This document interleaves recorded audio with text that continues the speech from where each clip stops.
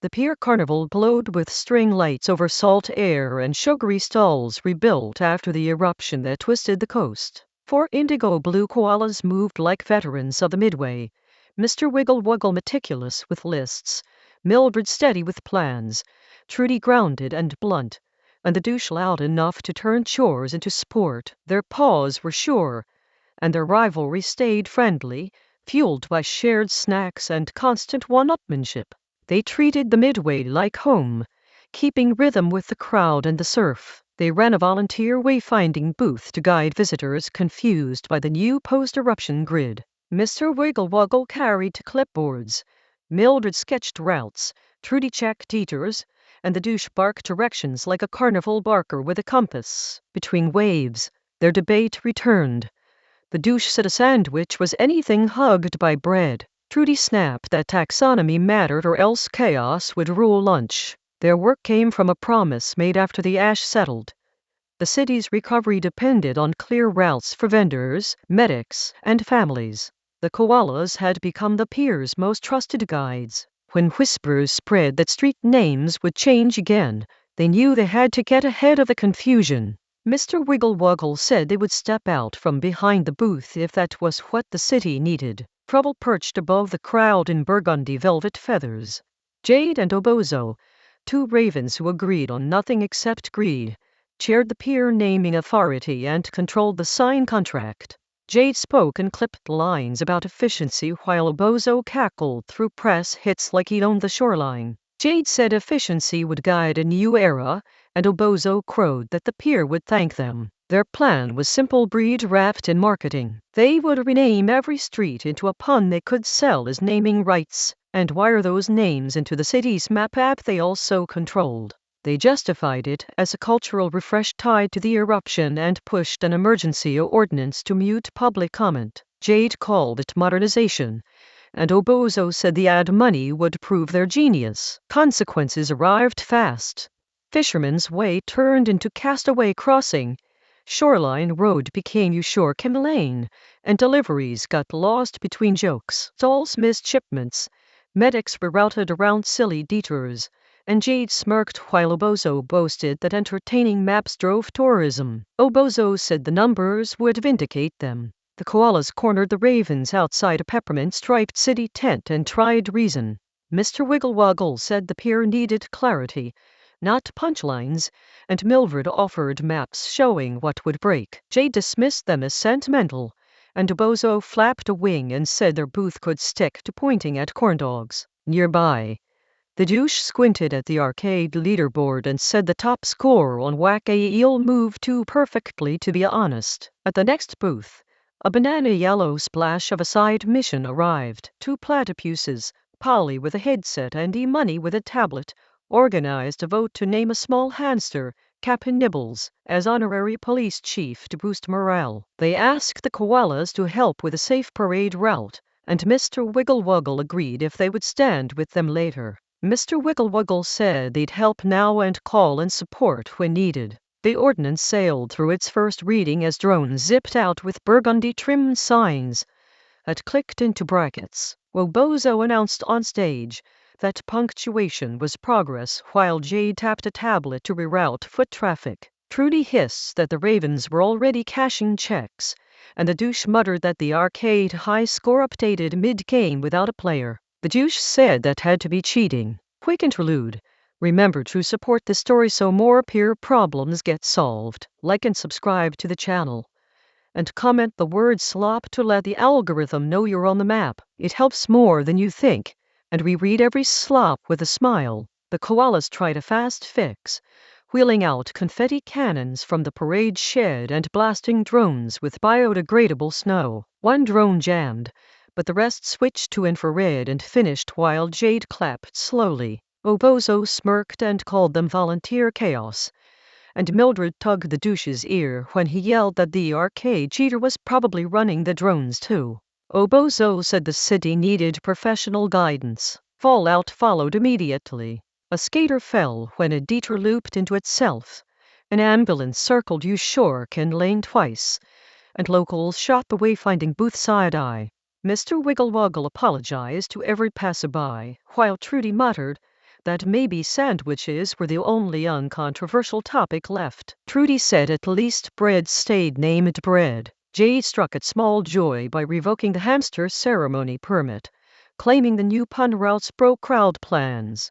Polly's clipboard rattled, E-Money's tablet flashed errors, and Captain Nibbles popped free of his tiny hat and sprinted toward a popcorn machine. The douche shouted that they needed the cutest suspect back at staging. The douche said to bring the little chief to be back now. Hopelessness pooled like low tide. Mildred said maybe they should retreat to the booth, because the city rarely listened to quiet volunteers, and Mr. Wigglewoggle rubbed his temples. The arcade leaderboard now glowed with RVN at the top. The douche swore softly that it felt like the ravens mocked them everywhere.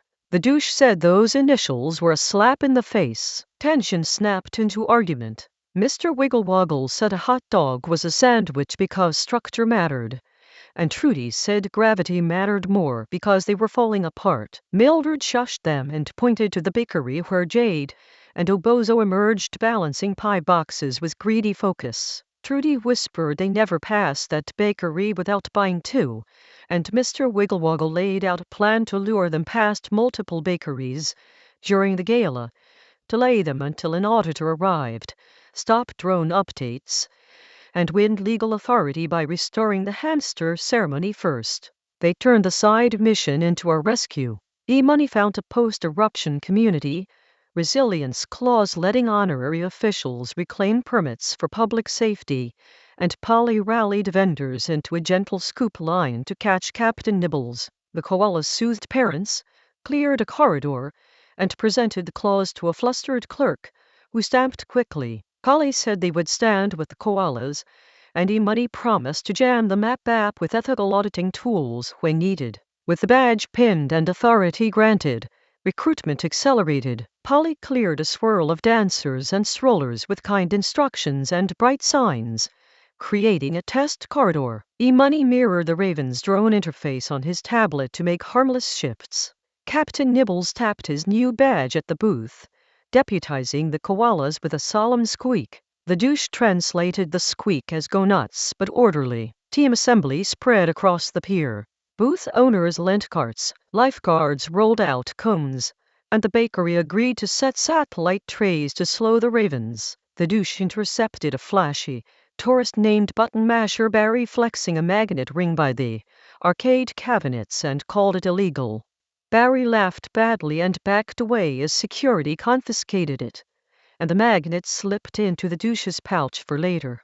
The douche said every good plan liked a spare trick. The final renaming gala opened on the main boardwalk. Jade rehearsed a legacy speech while Obozo posed beneath a banner that read pun intended. Polly placed pie stalls at measured intervals. E-Money ghost routed the ravens through all of them, and Mildred mapped barricades under Captain Nibbles' authority. Mr. Wigglewoggle noted the auditor had a 15-minute window if they could hold the pair up. It began with blueberry. Obozo lunged for the first stall while Jade followed the gleam of crust. Then Polly's growled lanes flowed them to a second and third stall. Mildred calmly pointed to the next opening past the cinnamon swirl, and Trudy announced that the community rejected their joke names. The douche popped smart sign bolts with the confiscated magnet as E-Money froze the renaming function with a compliance lock. The turning point came with crumbs on Obozo's beak and frosting on Jade's talon. Captain Nibbles squeaked from a tiny podium and cited them for obstructing critical wayfinding during a declared community safety exercise. E-Money's complaint pinged the city auditor, who stepped through the crowd as the projector flickered an error log showing RVN embedded in the map app's arcade ad test. Obozo tried to spin it as branding, but the auditor said the contract forbade self-dealing and deception. Consequences arrived fast. The auditor suspended the contract, security clipped badges, and Jade's tablet locked with a notice that it was property of the people. The press turned to the koalas, who explained their evidence while the douche helped himself to a victory pie and murmured that hot dogs could wait. The douche said hot dogs would get their day later. Repair felt like the right kind of work. Mildred unrolled pre-eruption maps and matched them to the updated grid while volunteers carried replacement plates and Trudy organized crews by quadrant with Polly's smooth traffic choreography. E-Money rolled the map app back to original names and posted a public changelog. Mr. Wiggle-Wuggle wiped soot off old corner stones and told a teen helper why the names matter to grandparents who remembered the buried streets. Mr. Wiggle-Wuggle said those names held directions and memories. The running gag paid off with receipts. The arcade owner played security footage showing button masher Barry skimming tickets with the magnet ring, which had also interfered with smart sign brackets. Barry admitted it when the douche said confessing would shave a lifetime ban, and security walked him out. The owner lent prize carts and battery packs to speed the swap back to standard brackets.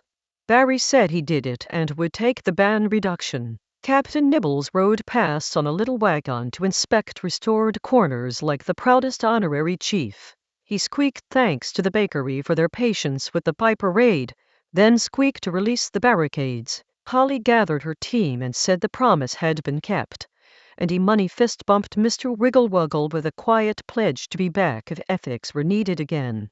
Polly said their commitment stood. By evening, the wayfinding booth felt like itself again as neighbors brought snacks and stories instead of complaints. The koalas eased back into friendly rivalry as if shrugging off a heavy coat. The douche set out a tiny paper trophy labeled Cheater Catcher, where the arcade could see it and promise to win the festival championship. Fair and square next time. The douche said the next title would be earned clean. Under the fairy lights, they revisited the debate that had stitched through every break. Mr. Wiggle-Wuggle admitted he liked categories because clear labels kept people safe when maps changed, and Trudy conceded food was mostly about kindness and finding what people loved. Mildred suggested calling any lunch that brought people together a sandwich during fundraising. The douche laughed and said they would throw a sandwich day to raise money for map restoration and pie for first responders. The pier changed in quiet ways that lasted. The city codified a community oversight board for naming with seats for vendors, volunteers, and even honorary animals representing schools, which made children grin. The bakery kept a discreet sign that said Raven Special sold out forever, and a plaque credited the indigo-blue koalas, banana-yellow platypuses, and one courageous hamster for ensuring clarity won over gimmicks. The reforms settled like anchors under the planks. As the lights dimmed, the wind smelled like sugar and clean ocean, and old names on the corners caught the last glow. Mr. Wiggle-Wuggle folded the maps and tucked them beneath the counter. Trudy counted cones, and Mildred wrote thank you notes to every booth that helped. The douche tapped the blank top slot on the arcade leaderboard with his paw, then wandered off whistling, already planning routes, and the first sandwich day bake sale with uncomplicated joy. The night settled easy over the pier. All the slop in this video was generated using AI. For more stories like this, please like and subscribe, and comment the word slop so we know you made it here. Thanks for watching and keeping the pier maps clear.